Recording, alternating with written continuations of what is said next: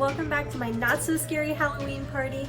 Every single video for this month is going to have something spooky, Halloweeny, and crafty because like duh, it's me. This week was pumpkin carving week, and of course I had to Disney-fy it because again, like it's me. There may be a spoiler behind me. Don't rewind it and look at it real hard. You're gonna spoil it for yourself. You also get to come to an apple orchard with me where I go apple picking for the very first time. We're gonna talk about how to harness main character energy, and you can also like help me give my dogs a bath. So if that's your jam, stick around.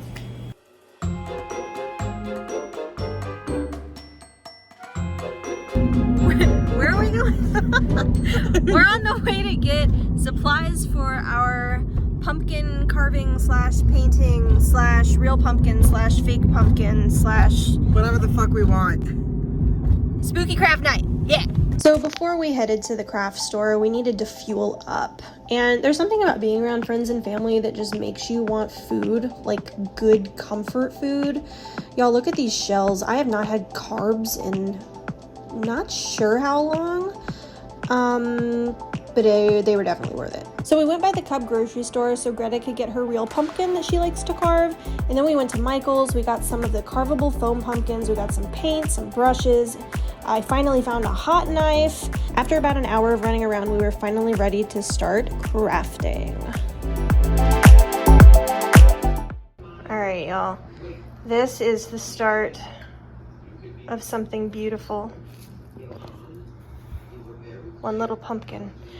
This is going to be the base for the Mickey Mouse pumpkin lamp that I'm making, and I got these little other ones, and they're going to be the ears. They don't look like they're the same color on the camera, but they are. So yeah, I'm going to figure out how to attach these. Got to draw his little face, and I got this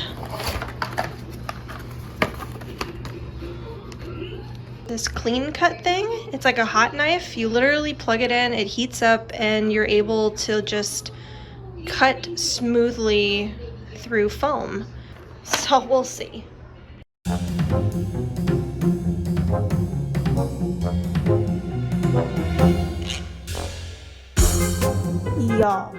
Y'all, talk about false advertisement. Now, and this could just totally be user error, and like if you have used one of these hot knives before, please let me know in the comments like what the heck I'm doing wrong. But this thing did not cut smoothly. Like, I imagined that I was going to insert said hot knife into the foam and it was just going to be smooth like butter. You know what I'm saying? Like, I was just going to be able to smoothly cut around the lines that I had drawn, and that is just not what happened. Like, I look like I'm continually, like, I don't know, just jacking off this fucking pumpkin. Like, it's just in and out over and over and over. And my arm was hurting by the end of it. But I did manage to, like, I think it turned out pretty well. Like, I cut the lines, and then I went back through and I kind of used the edge of the hot knife to smooth out the edges, and to get like the little like hangnail type, I don't know what you call it, like the foamy shit that's hanging off the sides, to smooth it out and make it look a little more professional, I guess you would say. I don't know if anything I do could be really considered professional, but I don't know. I was pretty happy with the outcome. Like, drawing it though, I originally was going to print out like a stencil of his face and tack it on there and then like poke holes in it so that I would know exactly where to cut. But my mom's printer wasn't working and I was too lazy to go to FedEx to print it out, so I was like, oh, I'll just draw it freehand. So keeping that in mind, I think it actually turned out really well. This is the pumpkin. The ears need to be attached somehow. And I have these long ass sticks, but they're too long. So Greta came up with a plan. Okay, so the plan is to break this thing in half. I'm gonna stand here. Oh my God, it worked. Yay! And then we can put this in here, and then we got this end. See, I'm a genius.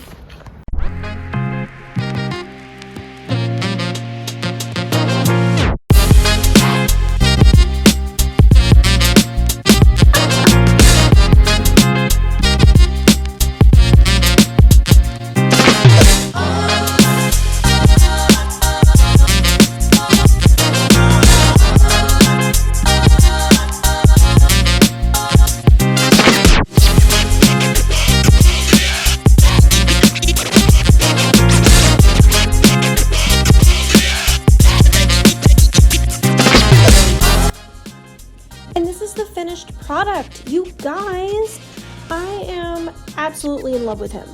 Isn't he oh my god, he's so handsome.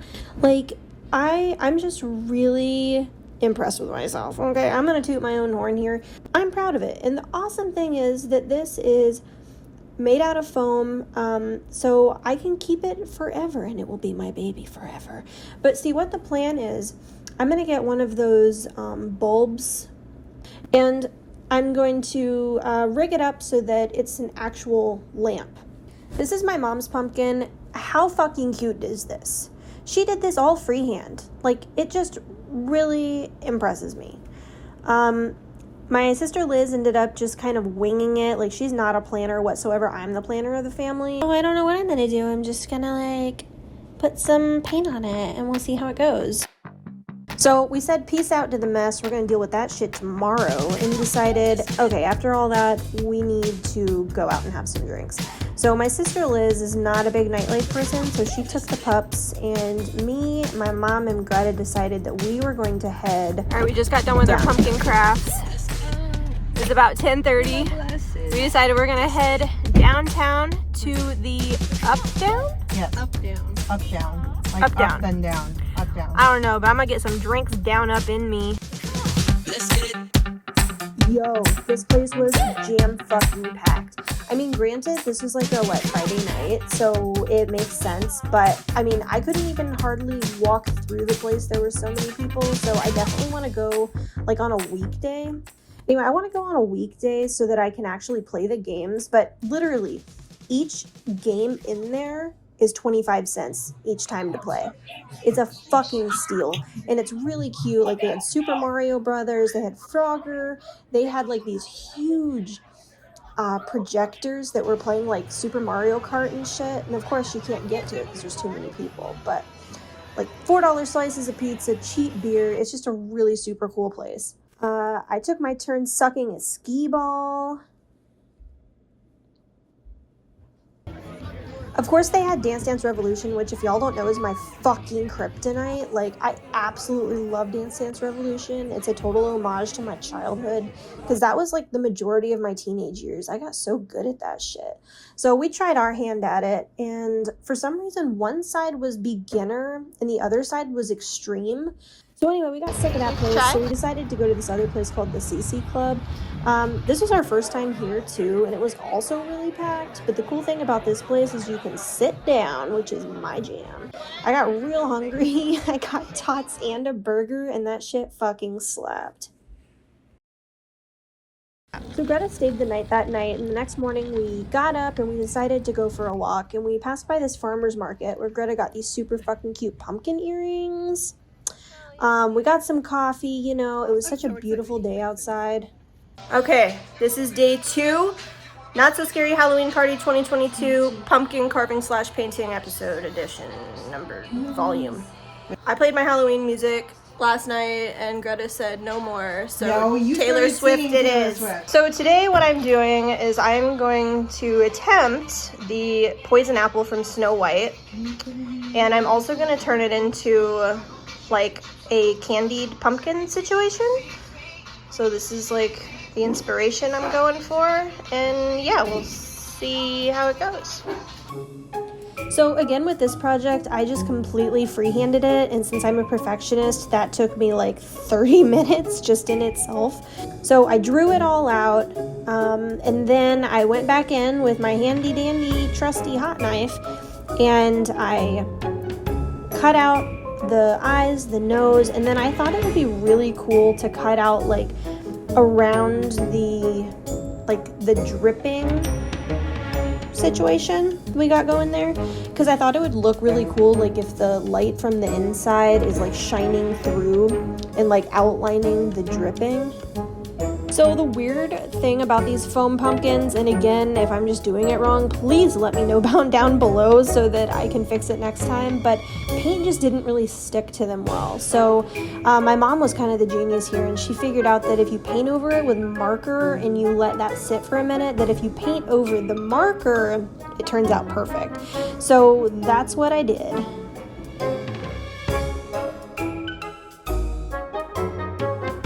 So I decided to do a candy apple, like I said before. So I drilled a hole in the top. Oh, and remember those sticks that I used for Mickey Mouse? So I painted one of those to look like a peppermint swirl type thing, barbershop thing that we're going for there. So I freehanded that stick because I couldn't find one in Michael's. And then I just got some ribbon and I tied a little bow around it. And oh my gosh, y'all, this has to be my best work yet. Again, I'm tooting my own horn. I don't give a fuck. Like, I was so impressed with this.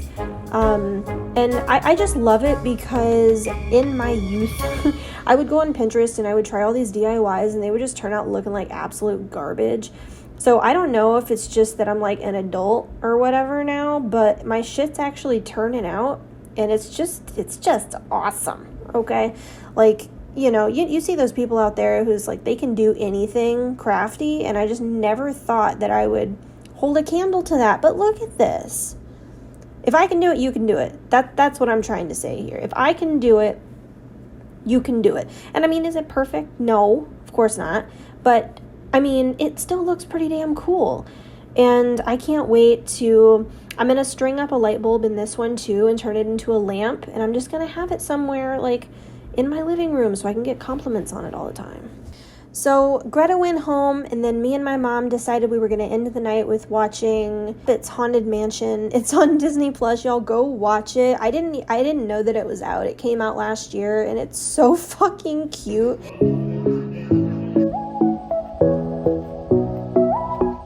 Today I'm going to an apple orchard and I'm so excited and I'm going to take you guys with me. Apples, here I come! Okay, this was my very first time in an apple orchard, so I was absolutely stoked to be here. Like, this is one of those things that I just always romanticized, you know? I was like, oh man, this is what, like, people who have their life together do. They go to an apple orchard and they go apple picking. And this place looked like it was just plucked right out of one of those like fall Hallmark movies. It was just so charming and cute. And aren't these bags to die for? Like, if I wasn't so broke, I would have got one next year though. Cause like, I'll be rich next year, right? I say that every year. But anyway, they had caramel apples and I was like, not on the sugar and carb train at that time, so I just kind of drooled as I walked by. But it was so cute. I want that Hootenanny poster. I wonder if I could have bought that for my house. But look at how fucking gorgeous this day was. It was literally perfect. And they had like this, I don't know what genre of music it was. It was like bluegrass / folk artist. It was like this live music of this guy and his guitar, and he sounded really good. So pretty. Look at all these flowers. Like, come on. They're probably back over there where the chairs are. So of course, what's the first thing we do? We go get a beer.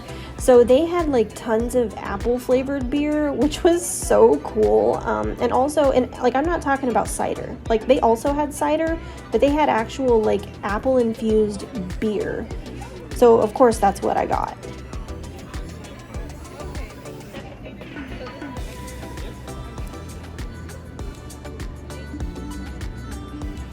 We brought our chairs. I grabbed a slab of grass. We cheersed. It was just a whole vibe. And that beer was delicious.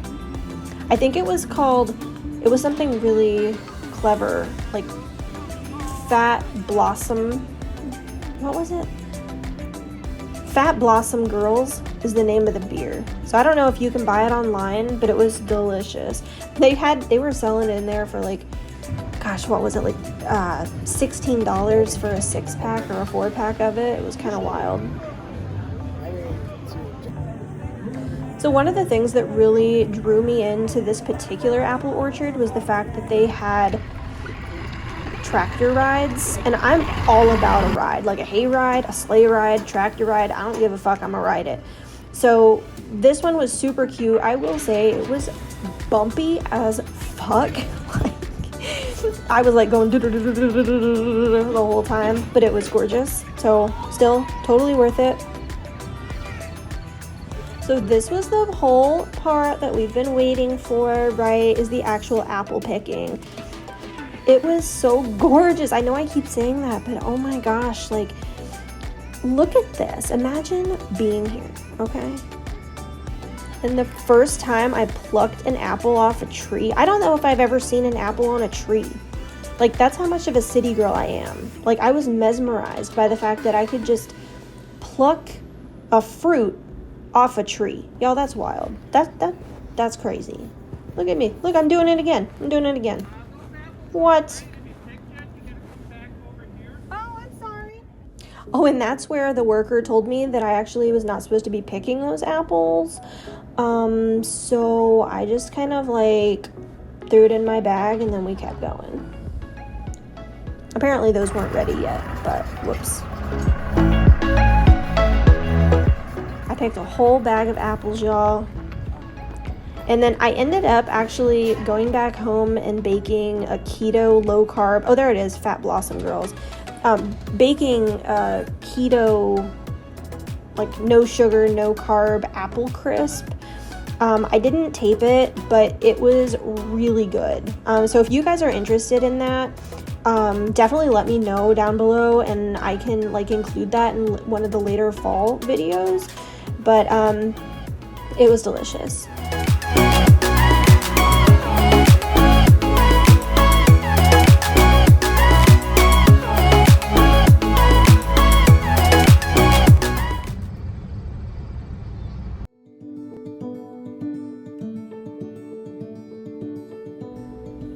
So today we're going to think about main character energy, and oh no, this is another buzzword coined by Gen Z, but they're fucking onto something. So what does main character energy even mean? Well, coming from a screenwriter's perspective, I first off think of the fact that everything that happens or doesn't happen to the main character is directly related to their actions. Like, it's a huge no-no in the writing world to have a huge decision made for your main character instead of by your main character, because it takes away their control. They are supposed to be the ones in control and having their own agency. So what does that mean for us? Well, it means that to harness main character energy, we have to stop thinking that life is happening to us and instead hop in the driver's seat. I know when life throws a curveball, it's easier to play the victim and maybe even give up. Like, maybe you see it as a sign that what you're doing isn't meant for you if things keep getting in your way. But let's put this scenario in a movie. Like, say there's a movie about a woman who desperately wants to move back to her coastal hometown and open a cafe by the sea. Like, do you think she's going to be able to quit her job, move, buy the property, and open it up without a hitch? Well, I mean, for one, that wouldn't make a very good movie, but it also wouldn't be very realistic.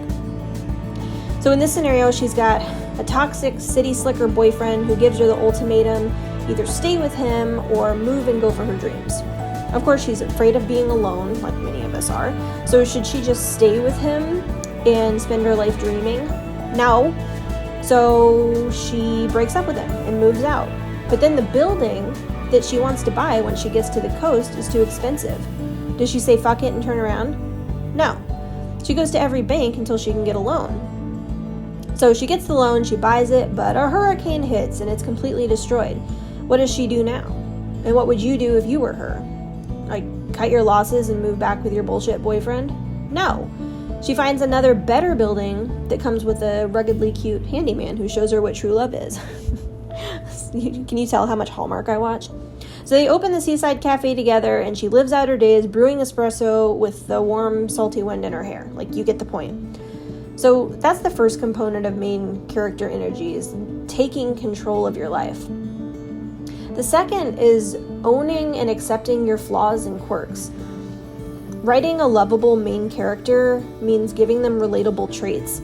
So have you ever seen a movie with a main character who seems too perfect? First off, that's a sign of bad writing, and you probably didn't like them very much, right? And the things that make them different from the norm are what make us like them. And that principle applies in real life too. Like, who would you rather be friends with? the perfectly poised girl sitting with her legs crossed at the bus stop, or the girl who trips over her own shoes because she can't see over the pile of old books in her arms. So take a minute and imagine that you're the main character of a story. Because let's be real, you are. We are each the main character of our own story, or we most definitely should be. And if that reminds you of the movie The Holiday, fuck yeah, I already love you.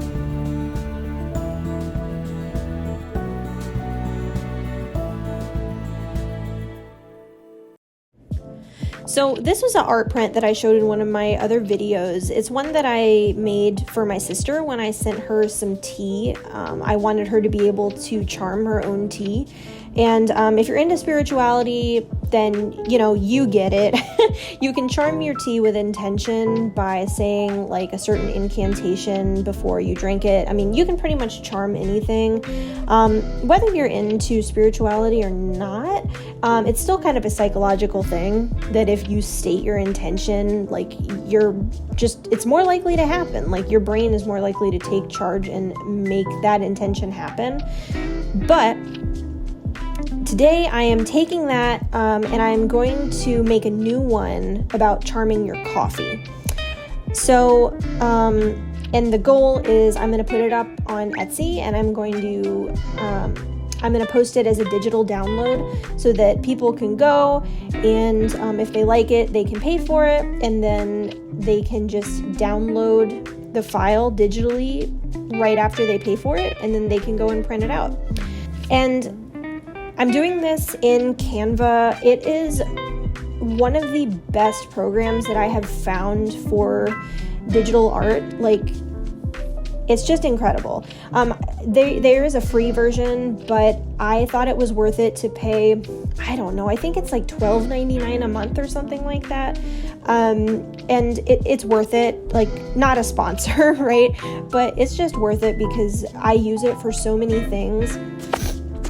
But if there's one thing you should know about me, my main goal is to quit my job. So, like, I hate working, okay? Like, if that makes me a lazy sack of shit, I don't care, like, but I hate it. I physically, mentally, emotionally, and spiritually cannot handle going and sitting in one spot 8 hours a day, 5 days a week, doing meaningless work.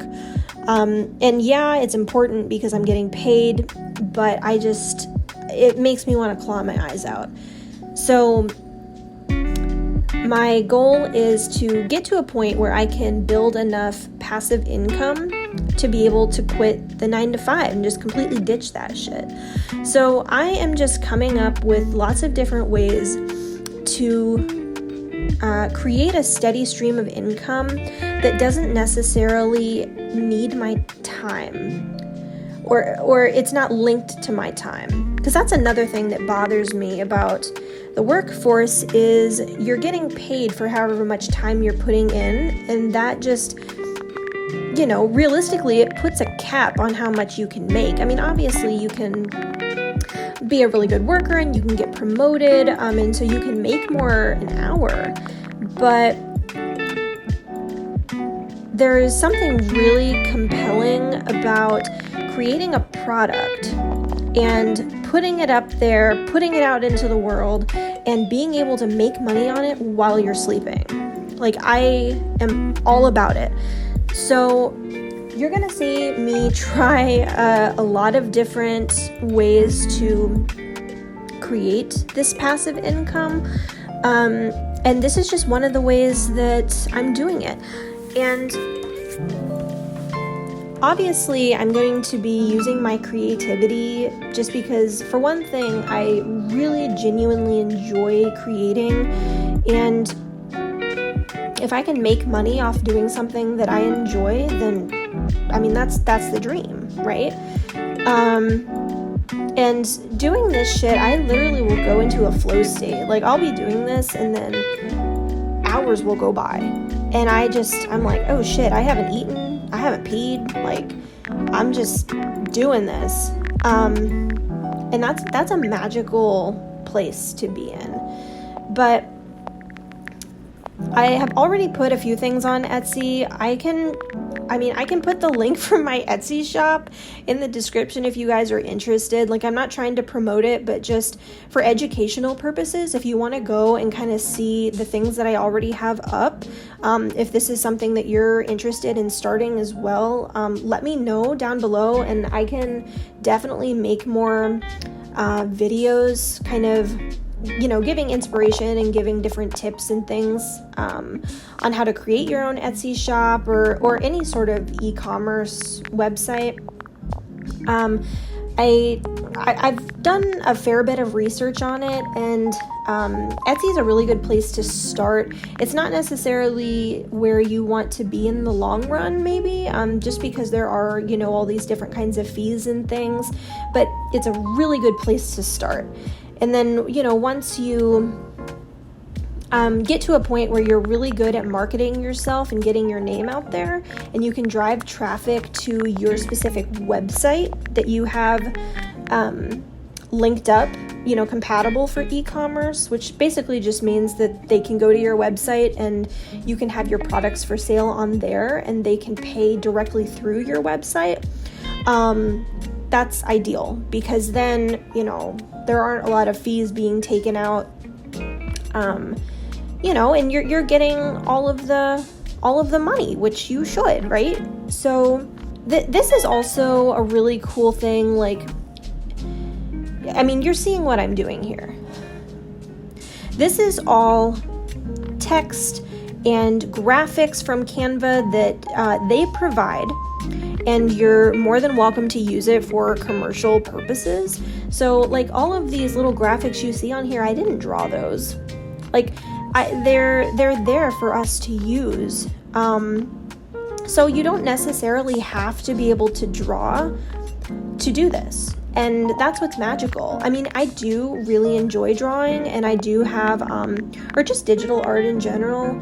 And I do have a lot of products on my Etsy of things that I've drawn, but it's just kind of empowering to know that you don't have to, like, have that technical knowledge of just art in general to be able to create content and make profit off of it. Hi, Pongo. Hi, Minnie. You guys ready for your bath? Let's go.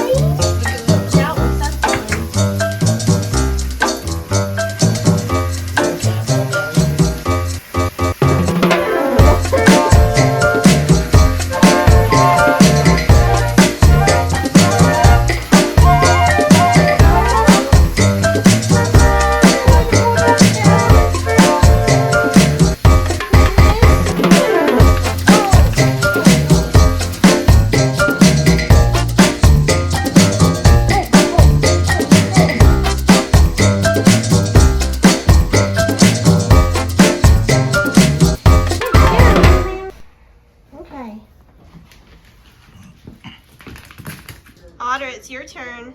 Come on, Otter. Come on. Go on. Oh my goodness.